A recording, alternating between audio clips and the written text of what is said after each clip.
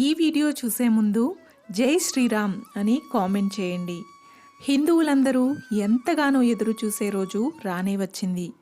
భారతదేశంలో ఉన్న సమస్త హిందువులందరి చిరకాల కోరిక నెరవేరనుంది. అయోధ్యలో రామమందిర ప్రతిష్టాపన కార్యక్రమం జరగనుంది. శ్రీరామచంద్రమూర్తి మళ్ళీ రాబోతున్నాడు. 500 సంవత్సరాల ఉద్యమ పోరాట ఫలితమే అయోధ్య శ్రీరామ జన్మభూమి మందిరం. జనవరి 22వ తేదీన ఈ మహోన్నత కార్యక్రమానికి ముహూర్తాన్ని ఖరారు చేశారు. ఇప్పటికే రామమందిర నిర్మాణం పూర్తయింది.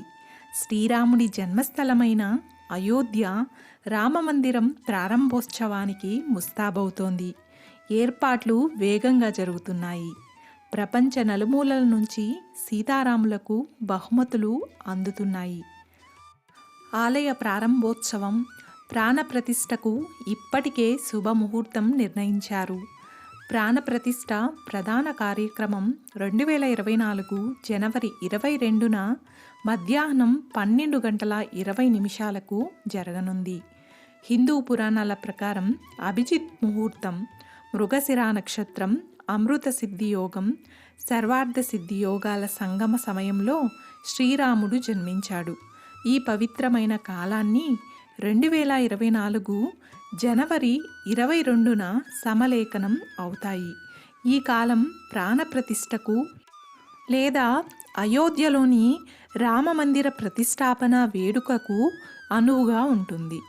అభిజిత్ ముహూర్తము అనగా వేద జ్యోతిష్య శాస్త్రం ప్రకారం అభిజిత్ ముహూర్తం రోజులో అత్యంత పవిత్రమైన శక్తివంతమైన సమయం.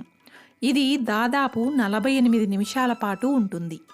2024 జనవరి 22న అభిజిత్ ముహూర్తం మధ్యాహ్నం 12:16 ప్రారంభమై మధ్యాహ్నము 12:59 ముగిస్తుంది.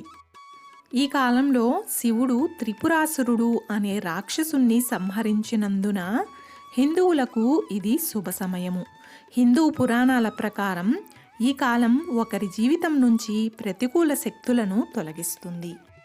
అలాగే అయోధ్య నుండి వచ్చిన అక్షింతలను సాక్షాత్తు శ్రీరామచంద్రుని ఆశీర్వాదంగా భావించాలి. ఈ అక్షింతలు మన ఇంటికి వచ్చినప్పటి నుంచి నిత్య దీపారాధన ఖచ్చితంగా చేసుకోవాలి.